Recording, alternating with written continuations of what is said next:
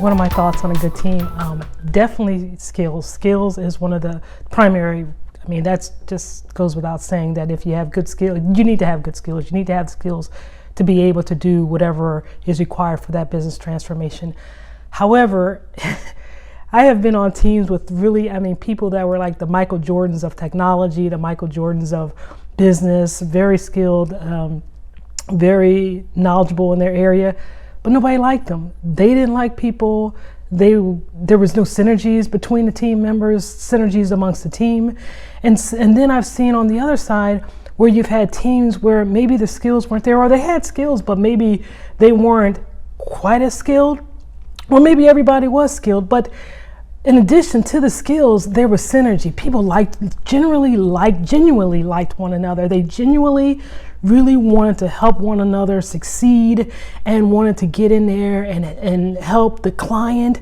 And those kind of teams and those kind of projects, you can accomplish phenomenal things, much more than just having teams full of people with skills that there's no synergy. And so I would definitely say that skills is important, but you really need to make sure that your team has synergy. And I would say this is the responsibility of the leader, because a leader's job, one of the leader's jobs amongst all the other, is also to bring synergy. And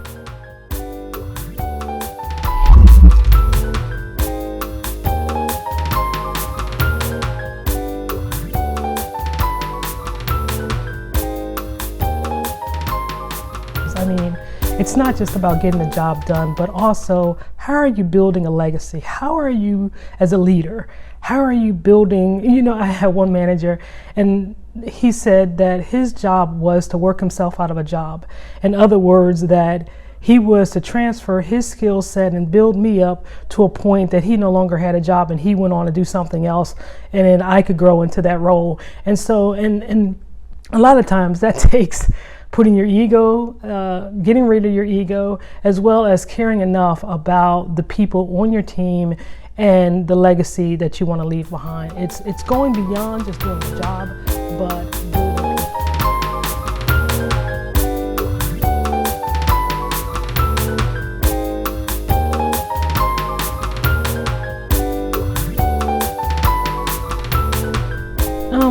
one of the things I think I've seen that's been the most problemsome in teams is that people don't choose teams properly. They just don't.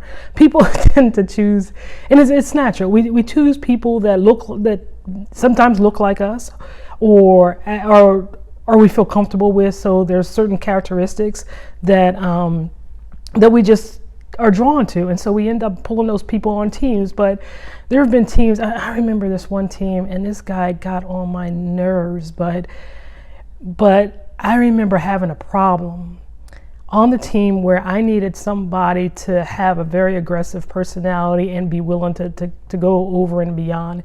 And even though personally, this guy got on my nerves, he was able to solve a problem for me. So I could put that in the back burner.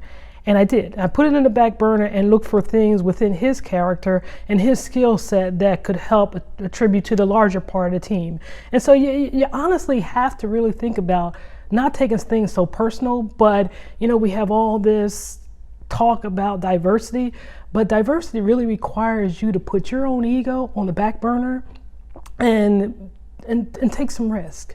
Take some risks by bringing in people that you may not initially understand. However, they are able to get the job done.